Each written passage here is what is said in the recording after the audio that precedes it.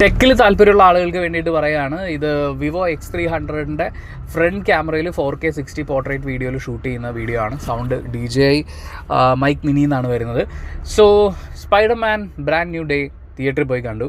ശരിക്കും പറഞ്ഞാൽ this is A brand new day for the MCU എന്ന് വേണം പറയാനായിട്ട്. കാരണം കുറേ നാളുകൾക്ക് ശേഷം തിയേറ്ററിൽ ഒരു ഭയങ്കര സന്തോഷത്തിൽ ഒരു പടം കണ്ടു. നമുക്ക് ഒരുപാട് നല്ല മൊമെൻറ്റ്സ് തന്നു.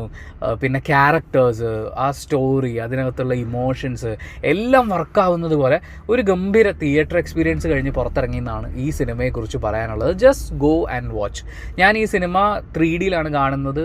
ഇംഗ്ലീഷിലാണ്, മലയാളം അടക്കമുള്ള മറ്റ് ഭാഷകളിൽ സിനിമ റിലീസായിട്ടുണ്ട്. അവർ സൗത്ത് ഇന്ത്യൻ ഭാഷകളിൽ അടക്കം എല്ലാ ഭാഷകളിലും നല്ല പ്രൊമോഷൻസ് ചെയ്തിട്ടുണ്ട്. അപ്പോൾ നിങ്ങൾക്ക് അങ്ങനെ കാണണമെങ്കിൽ അങ്ങനെ കാണാം. പക്ഷേ ഞാൻ ഇംഗ്ലീഷാണ് കണ്ടത്, 3D ആണ് കണ്ടത്. I really enjoyed it. എന്ന് വെച്ചാൽ എന്താണെന്നറിയാം, എനിക്ക് ഈ സിനിമ കണ്ടുകൊണ്ടിരുന്ന സമയം മുഴുവൻ ഫീൽ ചെയ്തത് ഹോളിവുഡ് ഇപ്പോൾ അഡ്രസ്സ് ചെയ്യുന്ന ഈ മെൻ്റൽ ഹെൽത്ത് ഇഷ്യൂസാണ്.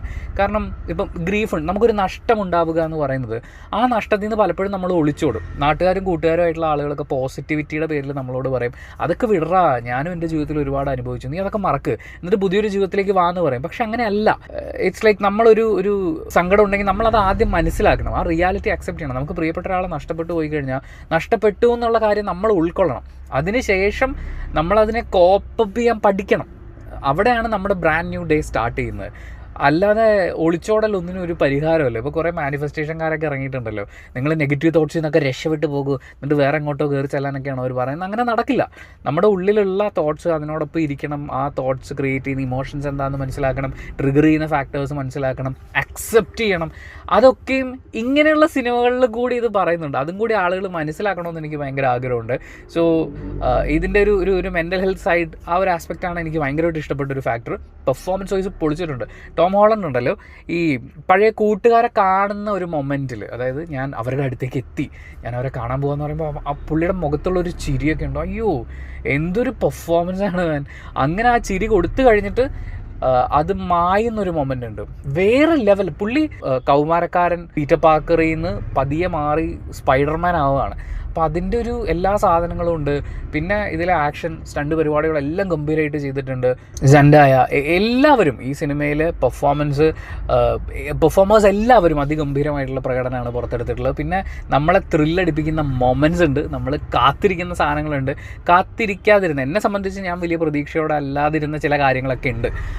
അതെല്ലാം കൂടി വന്നു കഴിഞ്ഞപ്പോൾ ഞാൻ ഭയങ്കര ഹാപ്പിയായി, ഭയങ്കര രസമായിരുന്നു. പിന്നെ ഇതിൻ്റെ ഓഡിയോ വിഷ്വൽ ട്രീറ്റ്മെൻറ്റ്, വിഷ്വൽ സൈഡൊക്കെ എന്ന് വെച്ച് കഴിഞ്ഞാൽ സ്പൈഡർമാൻ്റെ POVയിൽ നമ്മൾ സിനിമയ്ക്കകത്തിരിക്കുകയാണ്. അപ്പം ഈ വെബിൽ ഇങ്ങനെ തൂങ്ങിപ്പോകുമ്പോഴുള്ള ആ ഒരു ഷിവർ ഉണ്ടല്ലോ, ഈ കാറ്റിൻ്റെ ഇതിൻ്റെയൊക്കെ ആ ഫിസിക്സ് ഇല്ലേ, അത് നമ്മൾ എൻജോയ് ചെയ്യാന്ന് പറയുന്നത്. എനിക്കൊന്ന് 4DXൽ കാണുകയാണെങ്കിൽ ആ സാധനം നമുക്ക് ഭയങ്കരമായിട്ട് കിട്ടുമെന്നാണ്. ഞാൻ സാധാ 3Dയിലാണ് കണ്ടത്. 4DXൽ ഇനി ഒന്നുകൂടി കാണാൻ തോന്നുകയാണെങ്കിൽ, കാണാൻ തോന്നുന്നുണ്ട്, അങ്ങനെ പോവുകയാണെങ്കിൽ ഞാൻ ഉറപ്പായിട്ടും 4DXൽ കാണും. കാര്യം ആ വൈബ്രേഷനൊക്കെ ഉണ്ടല്ലോ, അതൊക്കെ വെച്ചിട്ട് ആദ്യത്തെ കുറച്ച് സമയം നമ്മൾ സ്പൈഡർമാൻ്റെ കൂടെ, അല്ലെങ്കിൽ നമ്മളാണ് സ്പൈഡർമാൻ എന്ന് പറയുന്ന പോലെ അതിൻ്റെ വിഷ്വൽ സാധനങ്ങൾ ഇതുകൊണ്ട് പൊളി വർക്കാണ് വേൻ. എന്ന് വെച്ചാൽ ആദ്യത്തെ ഒരു 1/4 മണിക്കൂർ തന്നെ കൊടുത്ത പൈസ നമുക്ക് മുതലായി. പിന്നെ കിട്ടുന്നൊക്കെ ബോണസാണ്. ഇങ്ങനെ എടുത്തെടുത്ത് പറയണമെന്നുണ്ട്, പക്ഷേ എല്ലാം കൂടി ഞാൻ പറയുന്നില്ല. നിങ്ങൾ തിയേറ്ററിൽ കണ്ട് എൻജോയ് ചെയ്യൂ, ഓരോ മൊമെൻറ്റ്സും നിങ്ങൾ എൻജോയ് ചെയ്യൂ.